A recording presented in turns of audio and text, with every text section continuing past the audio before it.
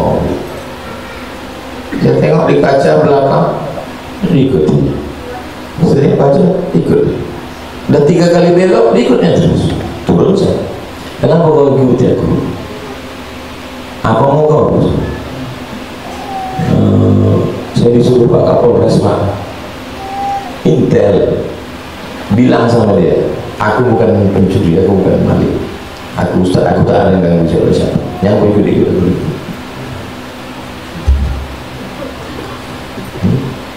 Tentunya mau dilecehkan orang. Apakah sering berpindah tempat tinggal bisa menjadi bagian dari hijrah fisik? Hijrah diambil dari kata hajara. Hajara artinya meninggalkan. Jadi kalau kita meninggalkan, itu disebut dengan hajar. Meninggalkan orang, tak mau kita ngomong, tak mau cakap, itu disebut dengan hajar. Makanya dalam hadis, la yahillu li muslimin, tidak halal bagi seorang muslim ayyahjura, itu dikata hajar, meninggalkan saudaranya fauqa salati layalin, lebih dari 3 malam, tak boleh. Apakah kita sering berpindah tempat menjadi bagian dari hijrah? Hijrah itu bukan orang pindah tempat. Hijrah itu kata Nabi, al-muhajir, orang yang hijrah, man hajara ma nahallahu anhu, orang yang meninggalkan semua yang dilarang Allah, meninggalkan qamar, meninggalkan judi, meninggalkan zina, itu baru disebut dengan orang yang hijrah. Pindah-pindah terus dia, sana sini sini, tapi tetap mabuk, itu tidak hijrah, belum hijrah dia. Saya lahir di Silau Laut, Kabupaten Asahan, Sumatera Utara. Habis itu saya pindah ke Kisaran, ibu kota Kabupaten Asahan, sampai SD. Habis itu saya pindah ke Medan sampai tamat Al-Wasbiyah.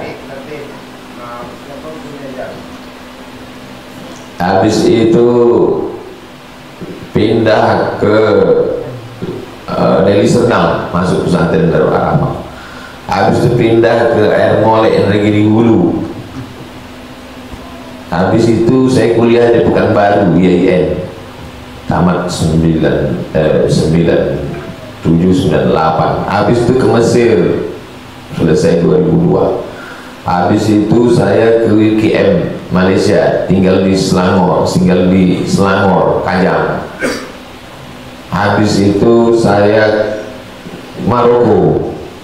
Habis itu dari Maroko sempat ikut tes UIN di Jakarta. Habis itu baru balik ke Pekanbaru, 11 kali pindah. Apakah saya orang yang hijrah? Hijrah secara tempat. Hijrah kata Nabi, man hajara ma nahallahu anhu, orang yang meninggalkan semua yang dilarang Allah Ta'ala. Ada orang yang tak pindah-pindah, dari sejak dia lahir mati pun di situ. Apakah dia tidak hijrah? Dia hijrah karena dia meninggalkan semua yang dilarang Allah Subhanahu wa Ta'ala. Hijrah spiritual. Kalau yang nampak-nampak ini namanya material, materi, bisa ditengok, bisa dipegang, bisa dirasa, itu namanya materi. Yang tidak bisa ditengok tapi dirasakan namanya spiritual. Spirit itu yang bersifat batin, yang tak nampak. Kalau bahasa Arabnya, yang nampak ini jasad, yang tak nampak itu roh. Apakah berpindah-pindah tempat termasuk bagian dari takdir?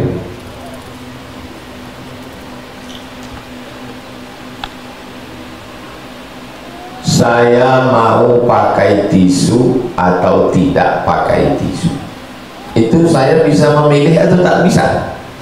Bisa. Saya pakai tisu, pakai. Saya tak mau pakai tisu, tidak pakai. Al-insan bainal musayyar wal mukhayyar, manusia antara terpaksa dan bisa memilih. Pindah ke Bangkinang atau tetap di Rimbo Panjang, itu bisa memilih atau tak bisa? Bisa, terserah. Antum mau pindah atau antum tidak pindah, maka takdir kita itu terbagi dua. Ada kalanya kita tak bisa memilih, ada kalanya bisa memilih. Terlahir menjadi orang Jawa, bisa milih atau tak bisa? Tak bisa milih. Gimana antum mau milih, mau jadi orang Batak, mau jadi orang Eropa, mau jadi orang Melayu, itu tak bisa kita milih. Nah, sekarang dia nanya, saya pindah-pindah ini Pak Ustaz, termasuk apakah bagian dari takdir Allah Subhanahu wa Ta'ala? Iya, takdir, tapi takdir yang bisa milih. Takdir yang bisa memilih. Ada takdir yang kita tak bisa memilih. Takdir Allah juga, tapi bisa kita milih. Alam takun ardullahi wasi'atan, apakah kamu tidak tahu bahwa bumi Allah ini luas? Fatuhajiru fiha, hijrahlah kamu. Sedang Nabi aja hijrah, sahabat Nabi hijrah. Apakah setelah Nabi SAW itu meninggal lalu sahabat semuanya duduk di Masjid Nabawi, khatam Quran, berzikir, nunggu mati? Tidak. Ada sahabat Nabi itu yang hijrah pergi ke Irak, di Basrah. Dia adalah Abdullah ibnu Mas'ud. Sahabat Nabi Abdullah ibnu Abbas pergi juga ke Irak. Dari Irak dia hijrah lagi ke Taif, meninggal di Taif. Ada sahabat Nabi itu yang hijrah pergi ke Afrika Utara, namanya Amr bin As, dia yang membuka Mesir. Ada sahabat Nabi itu yang dari Mesir pergi ke Libya, ke Tunisia, Aljazair, sampai ke Maroko, namanya Uqbah. Ada sahabat Nabi itu umur 80 tahun. Antum bayangkan laki-laki umur 80 tahun, dia tahu mendengar hadis la taftahurnal Konstantinia, kamu akan membebaskan Konstantinopel. Didengarnya beberapa sahabat Nabi pergi berjuang ke Konstantinopel, sekarang Istanbul. Umur 80 dia pergi hijrah ke Konstantinopel. Makamnya di Istanbul, di bawah pohon kayu besar, namanya Abu Ayyub Al-Ansari. Abu Ayyub Al-Ansari inilah yang menyediakan, yang tinggal serumah waktu Nabi belum punya rumah, waktu Nabi pertama kali hijrah ke Madinah. Abu Ayyub Al-Ansari. Muhammad Al-Fatih itu bangkit semangatnya untuk mengambil Konstantinopel itu. Salah satunya dibawa oleh Aga Samsuddin, nama guru dia namanya Aga Samsuddin, dibawa ziarah ke makam Abu Ayyub. Kata Aga Samsuddin, Fatih, ini makam Abu Ayyub, umur 80 tahun ingin menguasai Konstantinopel. 80 tahun dia dari Madinah, kau umur 19 tahun. Bangkit semangat Muhammad Al-Fatih. Muhammad Al-Fatih itu akidahnya Asy'ari. Muhammad Al-Fatih itu akidahnya Maturidi, mazhabnya Hanafi. Biasanya kalau mazhab fikih Hanafi akidahnya Maturidi, kalau mazhab fikih Syafi'i akidah Asy'ari.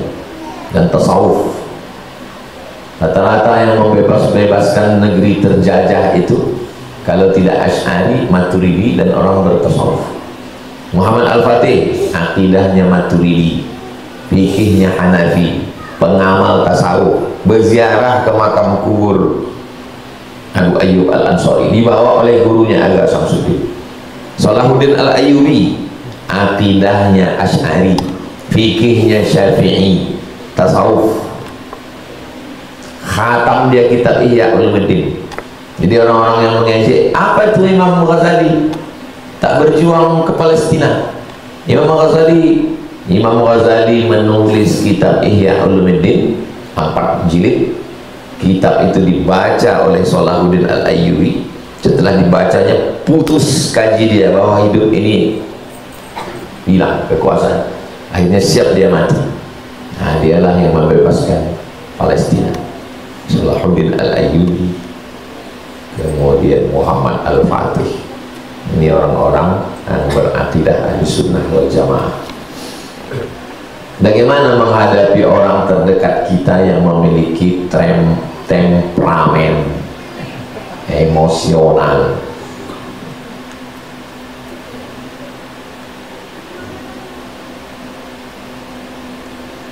Dan bagaimana cara kita diberikan ketenangan untuk menghadapinya. Orang-orang yang emosional, orang-orang temperamen itu sebetulnya pertama kita mesti pahami bahwa dia manusia, kita pun manusia. Dipahami dari ujung rambut ke ujung kakinya itu, bahwa di badannya itu ada bulu, ada rambut, ada tulang, ada otak, ada sumsum, ada, pahami dulu.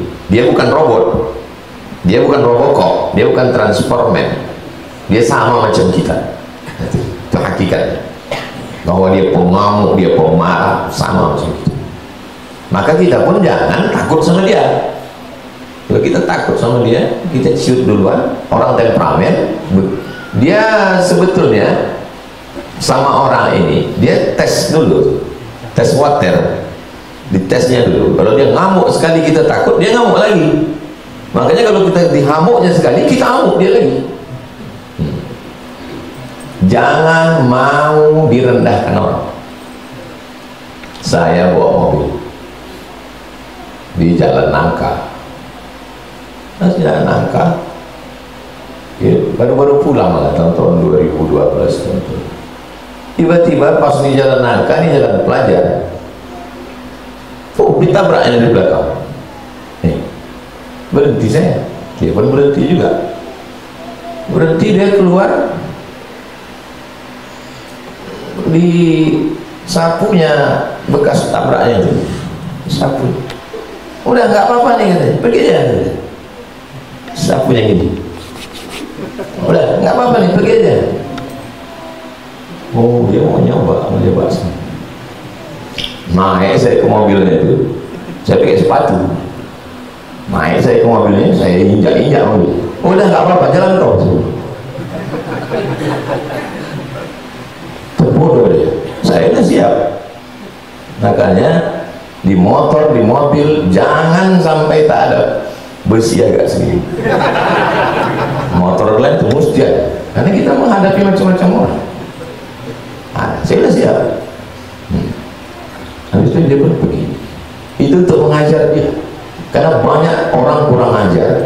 Ayah dia tak pernah ngajar dia, emak dia tak pernah ngajar dia, guru dia tak pernah. Kitalah yang dikirim Allah untuk ngajar dia. Saya yakin seumur hidup dia dapat pelajaran. Saat disapunya mobil susunya tak mau sedih di bawah. Jalan Sukakarya, dia lagi mau. Dia tengok di kaca belakang, ikutin. Sering baca, ikut. Dan 3 kali belok, ikutnya terus. Turun saya. Kenapa kau ikuti aku? Apa mau kau? Saya disuruh Pak Kapolres, Pak Intel bilang sama dia, aku bukan pencuri, aku bukan maling, aku ustaz, aku tak ada yang ganggu siapa-siapa, yang mau ikut-ikut aku ikut.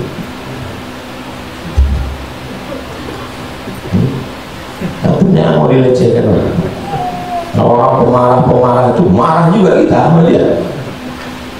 Nah, dia bertanya, macam mana kita punya ketenangan? Ya, kita ketenangan diri kita dulu. Kalau kita ketakutan duluan, ciut kita.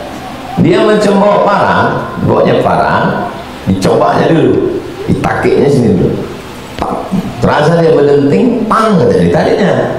Tapi terasa dia batang pisang, cincangnya terus. Nah, adik kita perempuan, kakak kita perempuan, keponakan kita perempuan, dapat laki yang model temperamen gitu. Oh, jangan macam-macam. Mesti diajar dia. Saya santri-santri perempuan itu saya ajar. Yang kalau laki juga macam-macam, panting aja.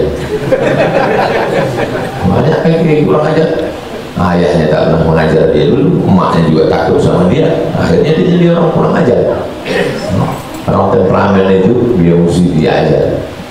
At-takabbur lil mutakabbir shadaqah, bukan hadis Nabi, ucapan Imam Syafi'i.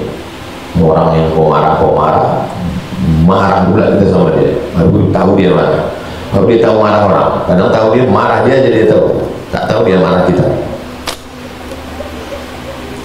Apa amalan-amalan di hari Asyura, Tasu'ah, Tis'ah, 9? Nabi sampai ke kota Madinah Al-Munawwarah, tengok Nabi orang itu tak makan. tak minum. Kata Nabi, mahal, apa ini? Lalu kata mereka mengatakan, inilah hari yang paling baik. Pada hari ini aghraqa fihi Fir'aun, najjallahu fihi Musa wa aghraqa fihi Fir'aun. Hari ini Allah menyelamatkan Nabi Musa dan ditenggelamkan Allah hari ini Fir'aun. Lalu kami berpuasa kepada Allah karena kami bersyukur atas selamatnya Musa alaihissalam. Ana ahaqqu bi Musa minkum, aku lebih berhak terhadap Musa daripada kamu, kata Nabi. Maka Nabi pun berpuasa. Wa amara bi siyamihi, dan Nabi menyuruh sahabat melaksanakan puasa. Wa shamahu, Nabi berpuasa dan menyuruh sahabat melaksanakan puasa.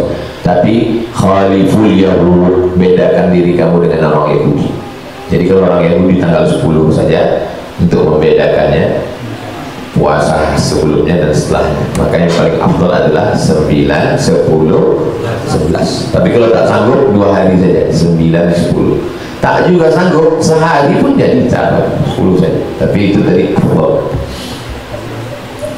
9, 10. Apalah amalannya? Puasa.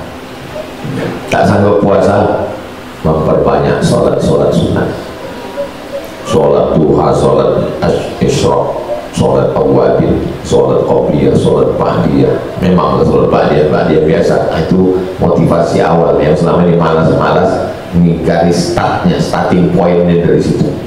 Tahajud, witir, sholat sunat hajat, sholat sunat qadar, sholat sunat tasbih, memperbanyak baca Quran. Biasa baca Quran sedikit, baca Quran sejuz, 2 juz. Memperbanyak zikir, subhanallah walhamdulillah wa la ilaha illallah wallahu akbar, sholawat zikir, istighfar zikir, tasbih zikir, tahmid zikir, takbir zikir. Afdalul dzikri fa'lam annahu la ilaha illallah. Kalau kalian baca Ratib Al-Haddad, Ratib Al-Aqtas, zikir juga itu. Imam Al-Haddad mengumpulkan ayat-ayat dan hadis-hadis, kumpulkan, disebut dengan Ratib Al-Haddad. Jadi kalau ada orang mengatakan jangan baca Ratib Al-Haddad, bid'ah, jangan baca Ratib Al-Aqtas, bid'ah. Pas dia balik dari umrah, tiba-tiba bawa buku kecil Al-Ahzab Al-Yaumiyah, bacaan doa harian, disusun oleh Al-Qahtani. Aku mau baca Ratib Al-Haddad, kau bilang bid'ah. Ya, itu kau baca Qahtani, kenapa tak bid'ah? Ini tak bid'ah karena ini dari Saudi Arabia. Apa bedanya? Kalau Qahtani mengambil ayat, hadis dikumpulkan, sama. Ada yang disusun oleh Imam Abdul Hasan Asy-Syadzili, Hizib Bahar.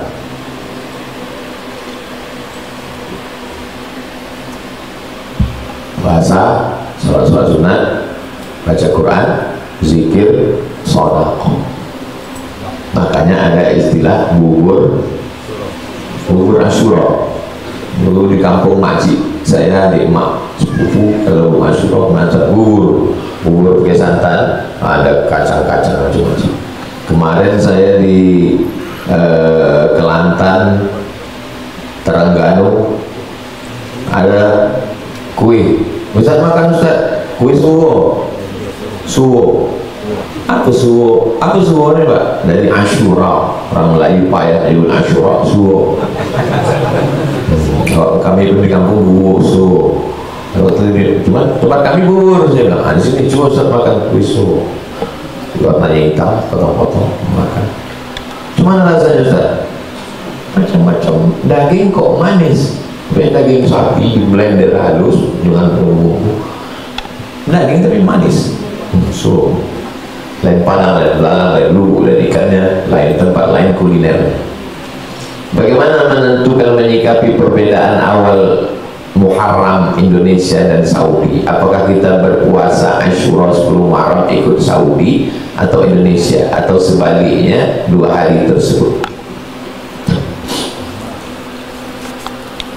Abdullah bin Abbas berada di Madinah. Lalu kemudian pada masa pemerintahan Marwan dikirimlah surat ke Syam Damaskus, dari Madinah ke Damaskus, lebih kurang 1000 kilo ke Syam. Lalu kemudian utusan yang membawa surat tadi pulang dari Syam, pulang ke Madinah. Ditanya sama Abdullah bin Abbas, kalian di Syam puasa hari apa? Hari Jumat. Kami berpuasa di Madinah hari Sabtu. Di Madinah puasa hari Sabtu, di Syam puasa hari Jumat. Pertanyaannya, apakah pernah terjadi perbedaan makna penampakan anak bulan di kalangan salaf? Pernah atau tidak?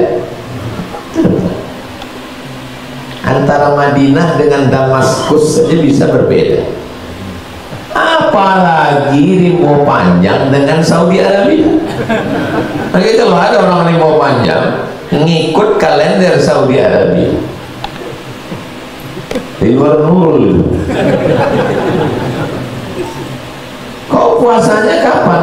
Aku puasa hari, tapi rimau panjang hari ini udah tanggal 11. Saya ikut Makkah.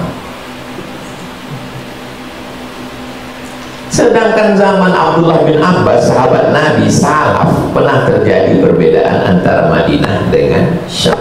Iya, tapi kita mengikut Al-Quran dan Sunnah. Wah, keren bolong. Lupa ya, tak nyambung itu udah. Paham tak paham? Ikutlah di mana negeri kita tinggal. Gimana kita tinggal ya ikut. Karena perbedaan penampakan anak bulan di setiap negeri tidak sama itu. Seandainya cukup satu saja, pastilah waktu itu khalifah mengumumkan ikutlah Syam saja, ati Allah wa ati Rasul wa ulil amri. Tapi buktinya Syam tidak bisa memaksakan Madinah, padahal sahabat-sahabat Nabi ada zaman itu. La darara wala dirar, tidak boleh memudaratkan diri, tak boleh memudaratkan orang. Apakah hadis ini bermakna pada diri sendiri atau pada semua aspek kehidupan? Tidak boleh memudaratkan diri sendiri, tembakau. Memudaratkan orang lain, asapnya. Lebih bahaya yang merokok atau yang merokok pasif? Merokok pasif lebih bahaya. La darara wala dirar. Semua yang memudaratkan diri sendiri, memudaratkan orang lain. Apakah ini hanya personal atau keputusan negara? Keputusan negara, keputusan perusahaan, korporat. Perusahaan mengurus izin, lalu kemudian dapat izin memotong hutan Riau 100.000 hektar. Di bawah tanah Riau ini ada batang-batang kayu tualang yang sudah kena air selama ribuan tahun, akhirnya jadi tepung. Itu maka tanahnya kalau digali hitam. Kalau musim panas, panasnya minta ampun. Kalau musim hujan, beceknya minta ampun. Itu yang hitam-hitam itu namanya gambut. Gambut terluas di dunia ini di Riau, 700.000 hektar di Kabupaten Bengkalis Siak. Itu hutan gambut itu kalau kena cahaya matahari itu panasnya naik ke atas. Macam mana supaya panasnya itu seimbang? Disuburkan Allah lah Riau ini dengan hutan. Tumbuhlah kayu-kayu dengan daun-daun yang fotosintesisnya bisa 12 jam karena cahayanya. Beda sama Arab. Di Arab kalau musim dingin kayu mati, daun-daun itu tak ada, kering semua musim dingin. Di Amerika, Eropa mati. Di tempat kita bisa berdaun selama 12 bulan hidup terus. Nah, akhirnya dipotong hutan, digantikan dengan sawit. Sawit mengisap air tanah. Makanya yang sungai-sungai kecil dulu di kampung kita sekarang jadi parit kecil jadi pasir. Makanya makin panas ya, hutannya dipotong, sawit mengisap air. Itu keputusan personal pemerintah, korporat, pribadi, orang beramai-ramai. Nah, sekarang diadakan lagi penanaman pohon, pegawai-pegawai nanam pohon, polisi nanam pohon, tentara nanam pohon, presiden nanam pohon, deforest mau dibuat lagi hutan. Dalam rangka apa itu? Hutan sudah habis, potong. La darar wa la dirar. Tak boleh memudaratkan diri sendiri, memudaratkan orang lain. Apakah merokok termasuk di dalamnya? Boleh kita bahas tadi. Oh, dirar.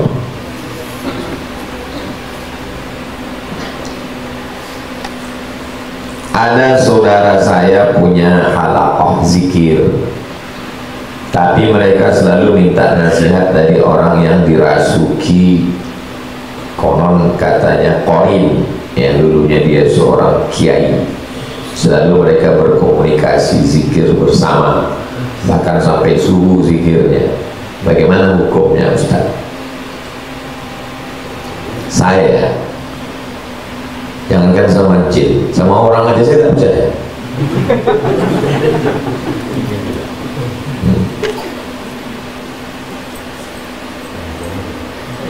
Ustaz, kami undang, ya, saya bilang, datang aja. Yang undang ini dokter, S1, S2, S3, dokter.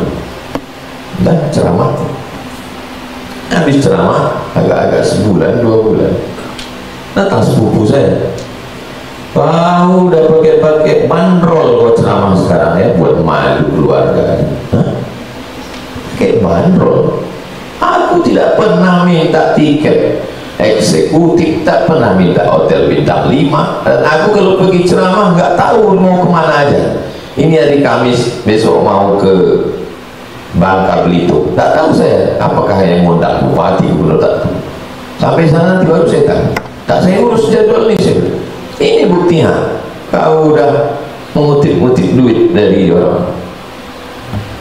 Berapa korbannya? 3. 1 Tirtanadi, PDAM Tirtanadi, panggil orang Tirtanadi. 1 lagi ibu-ibu wanita karir Majelis Taklim, panggil sini. 1 lagi Masjid Titik Kuning. Saya tanya, berapa klien Masjid Titik Kuning diambilnya? 30 juta. Ibu-ibu dari wanita karir 30. Bapak dari Tirtanadi 60. Saya tak ada begitu Pak. Udah itu Pak Ustaz, kami ikhlas lillahi ta'ala. Rupanya saya sudah dijual sama dokter. Jualnya saya. Ini duit Bapak Titik Kuning, ini duit Bapak ibu-ibu wanita karir, ini duit Tirtanadi. Balikkan balik ke kantor, balikkan ke masjid, balik, bilang ini pungli, kita tidak ada model itu. Kemudian ada besi tiang lampu di hotel, pegang besi itu. Ini dokter itu di sini. Aku masih dikasih Allah sadar lagi, masih disadarkan Allah. Kalau tidak, udah pecah kepala kau dulu, lari deh. Dokter tuh, saya manusia aja, saya tak percaya. Bisa nggak percaya sama jin? Percaya sama jin.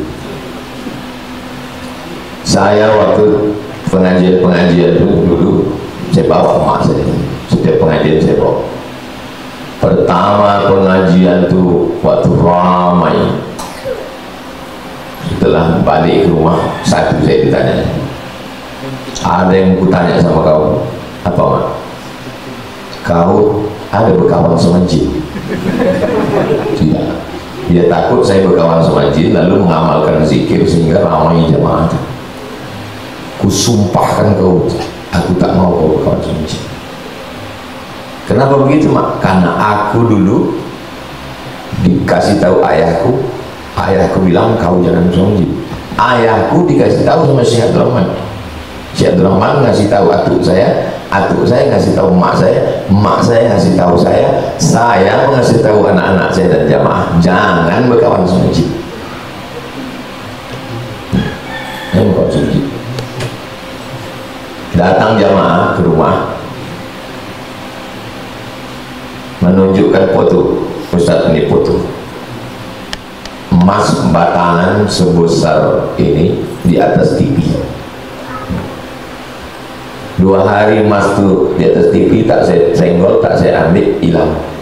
Habis itu ini satu lagi fotonya Pak Ustaz, kunci emas gitu, tak saya ambil, tak saya pegang, hilang. Saya tanya, jawab jujur ya, iya. Ada ayah kau, atuk kau, unyang kau dulu yang dukun? Ada Pak Ustaz, atuk saya dukun. Jin dia itu datang mau nawari, kalau kau ambil ini kau berkawan sama dia. Kenapa tak kau ambil? Saya takut musyrik Pak Ustaz. Akhirnya nanti saya minta-minta sama dia. Datang nanti dia mengasih tahu kalian zikir, nanti kau jadi kebal, kau nanti kalian jadi ketergantungan sama dia. Akhirnya mau minta sama dia, rusak tauhid kepada Allah Subhanahu wa Ta'ala. Ada mursyid di Malaysia namanya Syekh Jahid, mursyid tarekat Naqsabandiyah. Nanti cari Syekh Jahid, Syekh Dr. Jahid. Dia bercerita bahwa ada orang merantau ke Kuala Lumpur, lalu kemudian susah tiba-tiba mimpi bukalah warung roti canai dengan teh tarik, roti canai teh tarik, zikirnya ini zikir sampai warung roti canai tadi. Akhirnya maju ramai sampai duit berjuta-juta ringgit, kaya. Habis itu kata jin tadi, pergi kau ke sana sampai ke masjid, tengok di tiangnya ada nasab kau keturunan wali-wali. Pergi dia ke masjid itu, di masjid ditengoknya nasab ada nama atuk-atuknya di situ. Wah, aku keturunan wali. Dah pulang dia, kau amalkan ini, nanti siapa yang sakit sehat, diamalkan. Datang orang bacakan ayat, sehat, sapu sedikit, sehat. Lama-lama dia tak sembahyang lagi, tak sembahyang. Ditanya sama Syekh Jahid, kau kenapa tak sembahyang? Karena sembahyang pahalanya satu, kalau mengobati orang pahalanya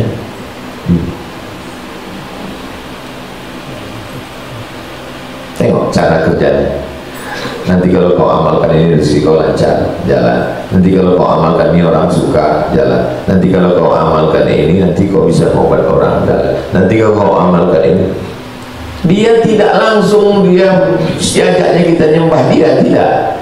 La tattabi'u khutuwatish syaitan, jangan ikut langkah-langkah syaitan. Iya, tapi ini jinnya baik Pak Ustaz, malam-malam dibangunkannya tahajud, nanti dibuatnya kau berubah, tidak lagi iya karena saya sekarang kalau saya sedang susah saya iya karena budu, tapi kalau berkawan dengan ini nanti lama-lama iya karena budunya tidak lagi ke Allah, tapi udah ke saya sampaikan kepada keluarga, kepada jemaah semua, baik yang langsung maupun yang online maupun yang rekaman, jangan berkawan sama jin, jadi sesatkan. Berkawan dengan jin itu 3 kemungkinan. 1, kita yang berkuasa, jin itu bisa kita suruh-suruh. Ya ayyuhal mala'u, wahai bala tentaraku, ayyukum ya'tini bi'arsyiha qabla an ya'tuni muslimin. Siapa yang bisa membawa singgasana Balqis ke sini sebelum Balqis sampai? Qala ifritun minal jin. Jin Ifrit berkata, ana atika bihi qabla an taquma min maqamik. Sebelum kau tegak, kursi Balqis sudah bisa keluar sini. Kalau antum, iman antum setinggi Nabi Sulaiman, oke. Bisa antum suruh-suruh jin ifrit itu. Pertama, iman antum macam Nabi Sulaiman, bisa antum suruh-suruh jin ifrit itu. Bisa antum sifat-sifatkan jin ifrit itu. Silakanlah berkawan sama jin. Yang kedua, antum jadi budak jin, jadi budak setan. Dapat koperpil, hilang, jadi budak setan. Hilangkan ini, hilangkan orang ini. Yang tiga ini yang enggak jelas. Entah siapa yang bos, siapa yang anak buah. Ada dukun, kata jin ini, kau ambil Quran, belah dua. Quran dibelah dua, potong, belah, jadikan terompah, jadikan terompah di toilet. Kau belah dua, jadikan terompah, diikat jadi terompah di toilet. Keluar dari toilet itu, datang orang sakit sehat, datang orang lumpuh, ya. Jadi dukun besar, dipakainya sorban besar, disangka orang dia mursyid. Sampai akhirnya jin itu minta, kau tulis ayat Al-Fatihah, maaf cakap, pakai darah haid. Tulis ya, pakai darah haid, yang darah perempuan. Makin hebat. Terakhir permintaan jin, aku minta nyawa anak. Di situ mulai dia goncang anak. Akhirnya lawannya, anaknya mati, dia hampir mati. Tobat. Setelah tobat dia pun menceritakan tentang kejahatan. Ya, kau sama jin, kau sama orang hadis tetap betul.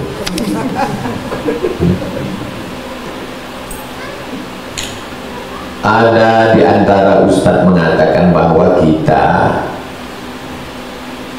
dibaca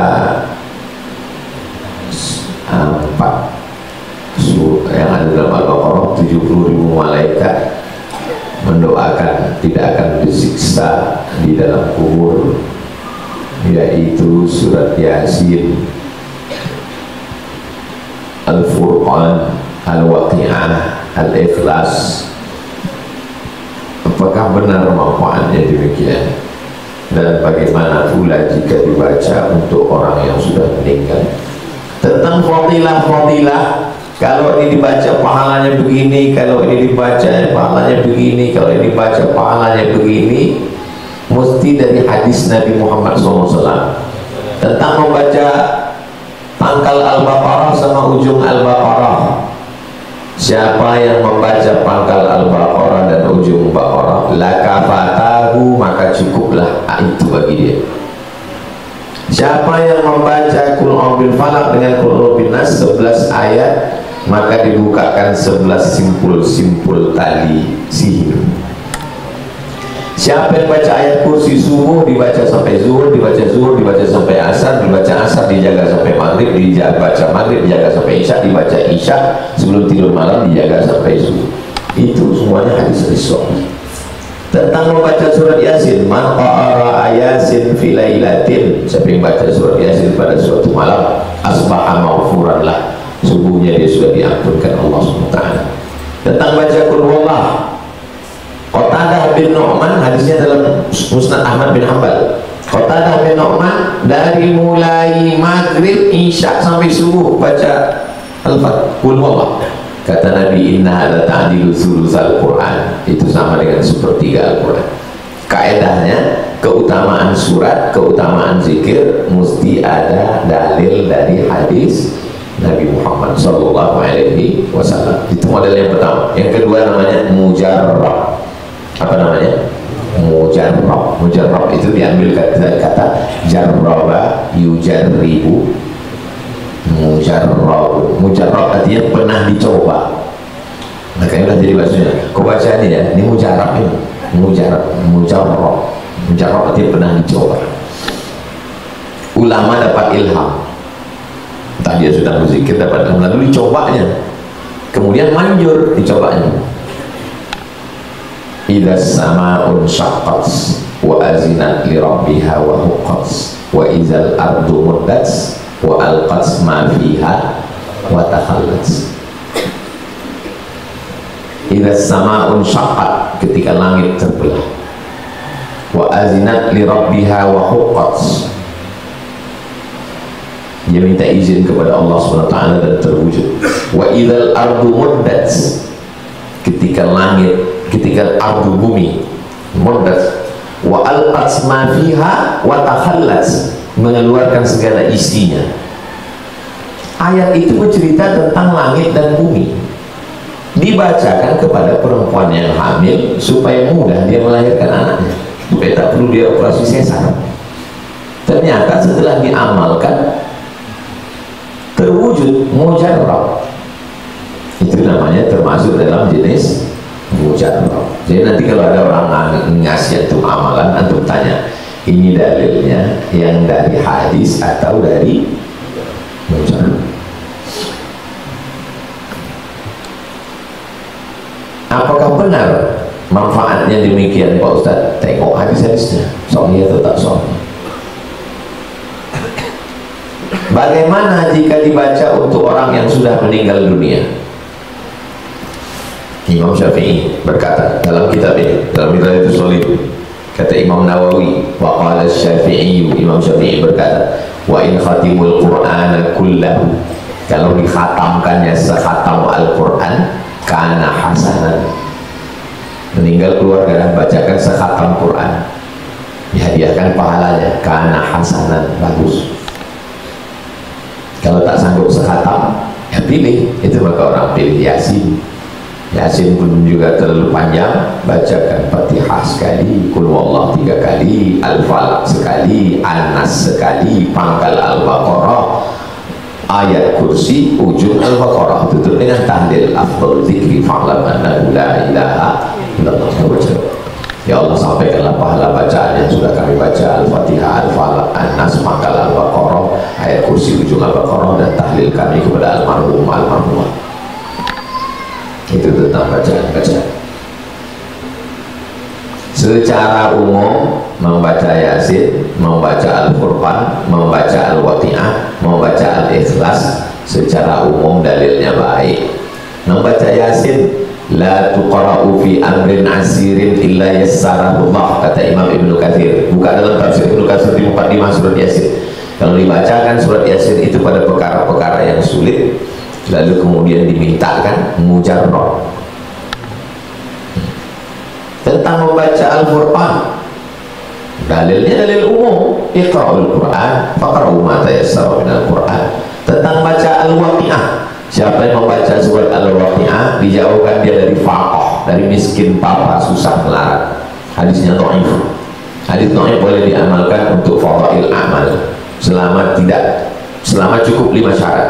Bukan masalah akidah, bukan dalil wal haram, tidak ada periwayatnya kasab berdusta, masih bernaung di bawah dalil yang umum, dan untuk fadail amal boleh. Membaca surat Al-Ikhlas dari Qatadah bin Nu'man, innaha la ta'dilu thulutsal Qur'an, sama dengan sepertiga Quran. Jadi dibaca Fatihah sekali, sepertiga, 3 kali sama dengan sekhatam Quran. Jadi kalau ada orang menghatamkan Qul Huwallah sampai 100.000 kali, ada, saya ketemu dengan mursyid nak sahabat dia di Rohul. Aduh, akan kutanya ke Ustaz, amalan aku apa tu kelipah, aku membacakan khatam Qul Huwallah. Khatamnya berapa kali? 100.000 kali, 1 kali khatam.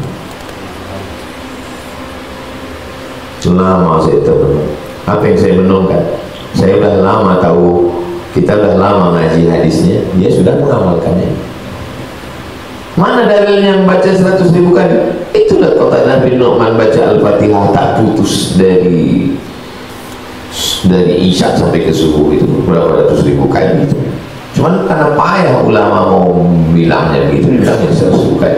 Jadi kalau ada orang ngajarkan zikir 1.000 kali, 2.000 kali, 3.000 kali, angka itu untuk tadrib, untuk latihan.